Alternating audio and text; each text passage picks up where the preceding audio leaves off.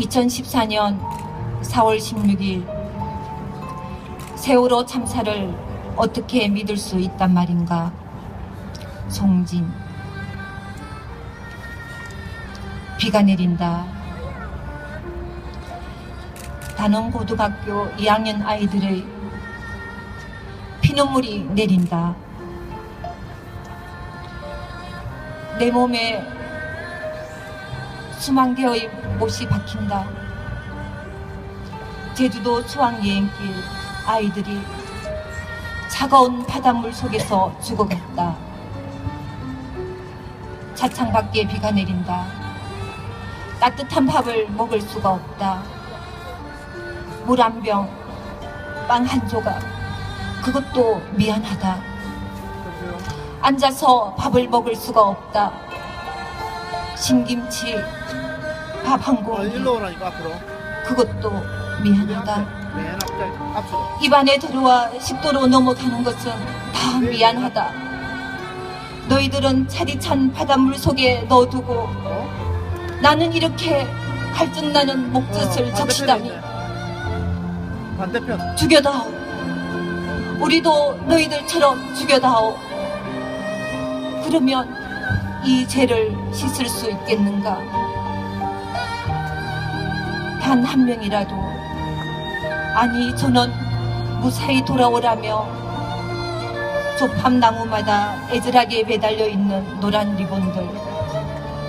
이제 산 생명은 포기하고 시신이라도 찾아야겠다고 무릎 꿇고 비는 엄마 아빠들.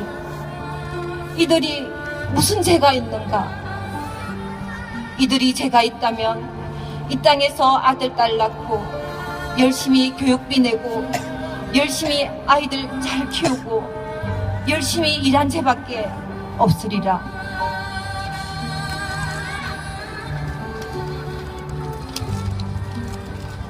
올림픽 기념관 임시 분향소. 대형 화면에 비치는 아이들의 어여쁜 모습 귀하기도 하여라. 출석부 사진이 영정사진이 되다니, 이게 도대체 어느 나라 법이란 말인가? 하얀 국화꽃 한 송이 한 송이, 사랑스럽고 어여쁜 아이들아, 부디 너희들의 죽음이 헛되지 않도록 할게. 부끄럽지 않는 어른이 되도록 할게. 미안하고 미안하다. 새보다 꽃보다 더 어여쁜 아이들아, 너희들의 명복을 빌기 위해 들어가는 슬픔의 입구에도 정치권 인사들이 보낸 화환을 걷어차버리고 싶은 분노의 출구에도 단원고등학교 엄마 아빠들은 슬픔의 검은 옷을 입고 조문객들에게 깊이 고개를 숙였다. 같이 고개를 숙이며 죽음을 저장해버린 이 순간을 어떻게 해야 하나. 죽음과 죽음 사이 어떤 해답도 없이 안산 단원고등학교 가는 길 도로 앞 슈퍼마켓에 들렸다. 아이들이 어떤 과자 좋아하나요? 말을 하니 눈물이 솟구쳐 목이 메인다. 아이들은 과자면 다 좋아하지요. 슈퍼마켓 여주인도 목이 메인다. 들어오는 사람들마다 다 운다고. 단원고등학교 앞에 가보세요. 더 기가 막혀요. 아이들이 좋아할 만한 음료수 3개와 스낵 3봉지를 들고 나서려고 하니 단원고 앞에 가보세요. 더 기가 막혀요. 아까 한 말을 또 해준다. 걸어가니 셔터가 내려져 있는 문구점. 빨리 살아서 돌아와라. 꼭 돌아올 거예요. 포스터 이시 붙어있는 세탁소. 모두 아이를 잃은 집이다.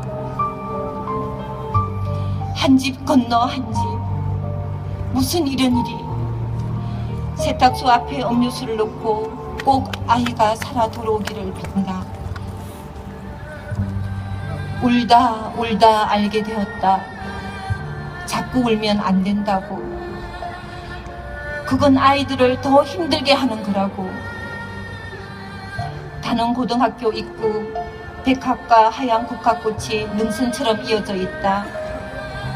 꽃을 구하지 못한 걸까 나처럼. 과자, 음료수, 촛불이 피다진 흔적들. 나는 노란 네모 종이에 쓴다. 빨간 별 종이, 분홍 하트 종이에 쓴다. 사랑하는 애들아, 미안해. 정말 미안해. 부디 두려움 없이 밝고 환한 빛을 따라가렴. 따뜻하고 고통 없는 곳에서 편히 쉬렴. 단원군은 단한 표정으로 서 있다. 우리 사랑스러운 아이들이 공부하고 밥 먹고 뛰어놀고 제잘 그렸겠지. 서러운 마음에, 죄스러운 마음에, 미안한 마음에 발걸음을 옮기지 못하고 몇 번을 더 학교를 올려다본다. 미안하고 미안했어. 더 이상 볼 낯이 없다. 이 믿을 수 없는 일을 믿어야 하다니 나는 끝까지 믿고 싶지 않다. 아이들이 에어포켓 속에 다 살아있을 것만 같아. 무조건 구해다오. 무조건 구해다오. 저도 감매도 섬 뒤에서 일어나는 일들을 우리가 어찌 알겠는가. 화장실 옆 검은 의자, 아이를 잃은 부모가 긴 한숨의 의자에 앉아있다. 남편은 아내에게 안 추워? 응, 안 추워. 그렇게 그림자처럼 벽에 박혀 앉아있다. 창밖 가로등은 환하게 빛나고 복도는 사막의 밤처럼 춥고 쓸쓸하다. 바닷속 아이들은 얼마나 춥고 무서웠을까. 아이들아, 미안해. 나는 오늘 이 추운 화장실 옆 복도에서 너희들의 초롱초롱한 눈망울을 떠올리며 밤을 지새우리. 아이들이 그 추운 배 안에서 죽어간 것을 생각하면, 그런 생각을 하면 죄책감에 견딜 수 없다. 사람이 많은 진도 체육관에 사람의 목소리는 하나도 들리지 않고 허공에서 울부짖는 아이들의 울음소리만 들린다. 미안해 얘들아. 4월 16일, 4월 17일 아이들을 구할 수 있는 골드타임 다 놓치고 우리는 어떻게 이 아이들에게 죄를 용서해달라고 빌겠는가. 해군 정예요원 19명은 골드타임 물속 한번 들어가 보지도 못하고 119 헬리콥터도 한번 날아보지 못하고 민간 다이버들도 다이빙벨도 기다리다 철수되고 또 기다리다 철수되는 사이 너희들 손가락은 부러졌고 손톱에는 피멍이 들었다. 뒤집어지는 배 안에서 구명끈과 구명끈을 묶으며 친구를 걱정하며 구명조끼를 양보하고 선생님을 걱정하며 카톡을 보내고 마지막 순간까지 엄마, 아빠, 동생을 걱정하던 아이들. 엄마, 혹시 말 못할까봐 미리 말해. 사랑해. 그렇게 마지막 카톡을 남겼다. 백목항 입구에 212번째 희생자라고 적혀있다. 말이 되는가? 이게 말이 되는가? 앰뷸런스가 급하게 2대 지나간다. 앞자리에 엄마인 듯한 가족이 울음조차 삼킨 채 유령처럼 앉아있다.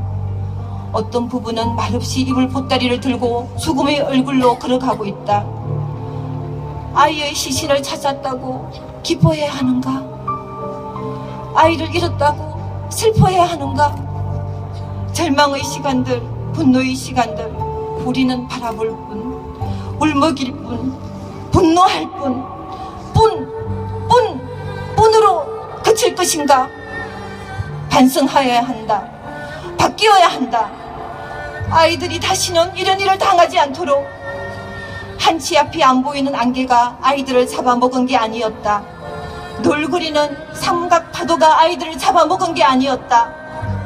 제잘 수학여행 가는 아이들을 잡아먹은 건 어른들이었다.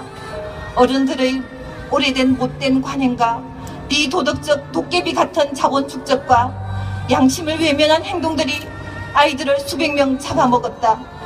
이것은 살인이다. 이것은 집단 학살이다. 청와대에 아이들이 피눈물이 밥그릇마다 끓는다.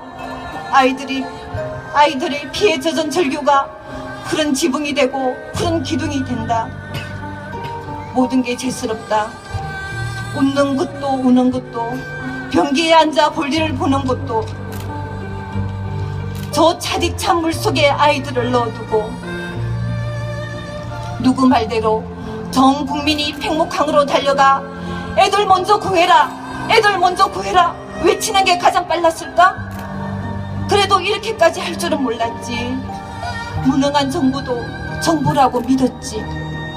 애들 목숨 갖고 장난칠 줄 몰랐지. 무서운 정부, 무능한 정부, 무능한 나 자신. 시인인 것이 지금처럼 부끄러울 때가 없었다.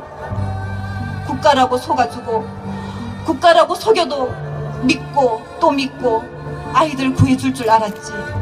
이럴 줄은 몰랐지. 그게 우리들의 크나큰 잘못. 힘을 내자. 살아남은 아이들을 위해 힘을 내자. 살아있는 아이들을 위해 절대 나약해지지 않으리. 파꽃봉우리처럼 일어서고 또 일어서리. 노란 유채꽃 같은 아이들을 위하여.